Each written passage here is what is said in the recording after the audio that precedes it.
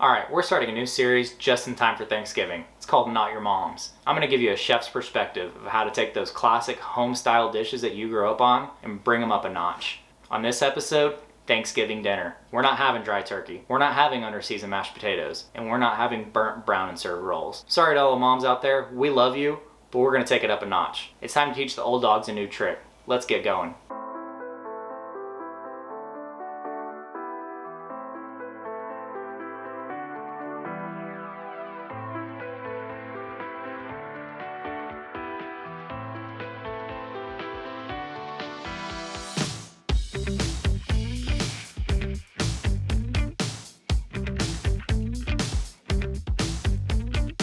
Alright, first we need to make a brine for our turkey. This will ensure it remains moist while also adding a good amount of flavor to the otherwise boring bird. Start with a cup of kosher or sea salt in a small sauce pot, add a quarter cup of candied ginger, a good handful of fresh thyme, 2 tablespoons of brown sugar, and then add 2 quarts of water. Place on a medium heat, and once the mixture comes to a simmer we can turn it off and just let it steep. Now we can prep our turkey breast. Start by removing the skin. Just peel it back and gently cut the membrane that attaches it. You can see how easily it comes off, just detach it little by little. Set the skin in a container in your refrigerator and we'll use it later. Now turn the turkey breast over and remove any silver skin or connective tissue. Insert your knife underneath the edge and remove, making small incisions little by little. There's usually a piece of silver skin running through the center of the breast. Find the natural separation and just follow along it and that will expose it. Take it out and you'll end up with 1 large and 1 small piece of the breast. Cut the large piece in half and you'll have 3 relatively equal sized pieces. Now we can insert our knife horizontally about 3/4 of an inch from the cutting board. We're going to work inward all the way until we get almost to the other side. Then flap the top part over and continue working your knife through, keeping the breast in 1 flat piece. Do this to all 3 pieces, then we can add 2 quarts of ice to a large container and pour the brine mixture over it. Stir completely until the ice is melted. This will give us 1 gallon of brine. A good standard brine ratio is 1 cup of salt to a gallon of water. From there you can flavor it however you like depending on what you're making. Brines are great for pretty much any white meat like turkey, chicken, or pork. Now completely submerge the turkey and refrigerate for 12 to 18 hours. While the turkey brines, we can make our stuffing. Start by cutting some applewood smoked bacon. Then we can dice an onion. Start by keeping the heel of your hand pressed on the onion with your fingers straight out. Running your knife parallel to the cutting board and make 3 or 4 incisions. Then curl your fingertips under your palm and run the knife vertically along the front of your fingers, making slices across the onion. Then turn the onion 45 degrees and with the same motion, slice across the onion. This will give you a nice even-sized dice. Next, peel a green apple and cut 2 to 3 thick slices from one side and lay the flat side down to give you some stability. Repeat the process for the remaining 3 sides of the apple. Then dice the apple pieces in equal-sized pieces. Then we can brown our bacon in a sauté pan on a medium heat and add your onions and apple. Season lightly with salt and pepper and some fresh thyme leaves. Just slide the thyme off the stem with your fingers. Sauté until the onions are almost cooked and then add a half cup of dried cranberries. Cook for another 2 minutes and then add a cup of chicken stock. Reduce the liquid by half and then turn the heat off. Next we can mix 2 eggs into 4 cups of day-old crumbled cornbread. The eggs are the binder for our stuffing. It will hold it together. Then add the apple mixture, being sure to get all of it. Mix until thoroughly combined.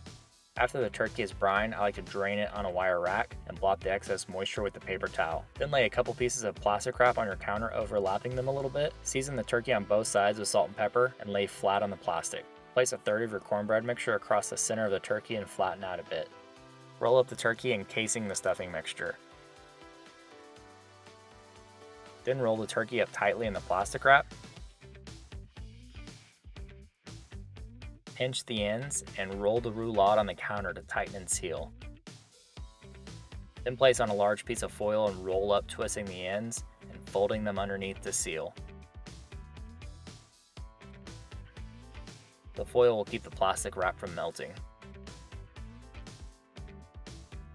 Place your roulottes in a large pot with cold water, turn on to a medium-low heat, and gently poach the turkey. We want them to cook as evenly as possible, and the water should never really come to a simmer. They will take 45 minutes to an hour to cook through. While our turkey cooks, we can roast some butternut squash for the risotto. Cut both ends off while being very careful. It takes a lot of pressure to cut through butternut squash, and it's very easy to slip. Then split the squash in half lengthwise, and we need to scoop the seeds out. I found that an ice cream scooper works well. Mine just happens to be a penguin, but that part's optional. Once you get the seeds out, place the flesh side down on a sheet pan with parchment paper and add a little water. This will help the squash to cook without drying out. Bake at 350 for about 45 minutes. The squash will be tender to the touch when it's cooked. After about an hour, we can check our turkey out with a probe thermometer. Turkey needs to be at least 165 degrees in the center. We don't need to worry about carryover cooking because we cooked it at such a low temperature. Leave the turkey wrapped and place in the refrigerator to cool overnight. Now we can scrape the flesh out of our slightly cooled butternut squash and puree in a food mill. These are super handy, but a food processor will work just as well. Place the pureed squash in a container and chill overnight. Alright, today's the big day, and now we can prep our turkey skin. We need to remove the excess fat and any meat from the underside of the skin. Sometimes you may be able to just peel it off, but likely you'll need to cut it loose. Work a very sharp knife underneath the edge of the fatty membrane attached to the skin. It's a bit tedious, but it's the only way to get a super crispy skin. Once you have the skin cleaned up, place on a parchment-lined sheet pan. Be sure the edges don't curl up. It needs to be completely flat. Lightly season with poultry seasoning and place another piece of parchment paper on top. Press down with another sheet pan. This will keep the skin flat while it bakes. Bake at 300 for about an hour until the skin is super crispy. Now we can start our cranberry chutney. Place 4 cups of washed cranberries in a small pot, then add 1 cup of brown sugar, 3/4 of a cup of white sugar, 2 tablespoons of chopped fresh ginger, 1/4 teaspoon of ground clove, 2 cinnamon sticks, a 1/2 cup of golden raisins, a 1/2 cup of dried cranberries, and a cup of water. Place on a medium heat and cook for 15 to 20 minutes.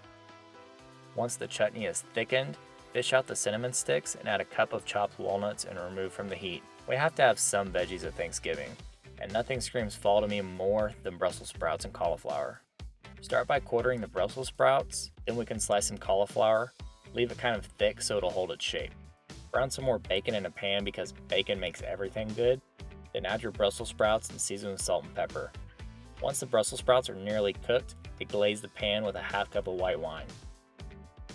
Once the wine is evaporated, add a 1/2 cup of dried cranberries and cook for another minute. We're going to treat the cauliflower very simply by adding a little oil, salt, and pepper, then roasting it in a 350-degree oven for about 10 minutes. Roasted cauliflower is one of my favorite vegetables of all time. Next, unwrap your turkey roulades and slice into 1-inch thick slices. Place in a lightly sprayed nonstick pan and place in the oven to heat up. Now for my Italian twist to this year's Thanksgiving, we're going to make butternut squash risotto.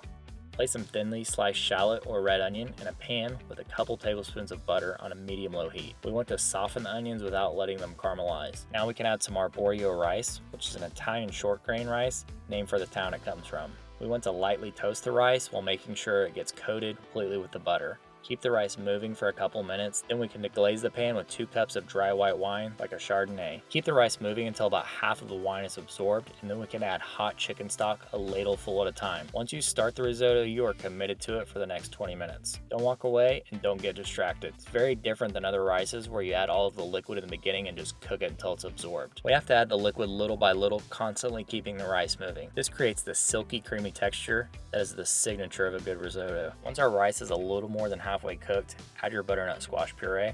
You could easily substitute pumpkin for this recipe, just roast the pumpkin the same way. Old Italian grandmothers will tell you that you can only stir risotto with a wooden spoon, but I find that a heat-proof spatula actually works better. Keep cooking and adding the stock as necessary, and once our risotto is slightly less than al dente, we can add butter, season with salt and pepper, and then finish with some good Parmigiano Reggiano. The risotto should be loose and creamy and the rice just cooked, not mushy at all. When you plate it up, notice how the risotto spreads out on the plate and it doesn't stay in one spot. That's how you know you've done it right. Next, we can add our Brussels sprouts, some of the roasted cauliflower, a few slices of the turkey, then top with our cranberry chutney, which is basically cranberry sauce for adults. And finally, the best part, our crispy turkey skin.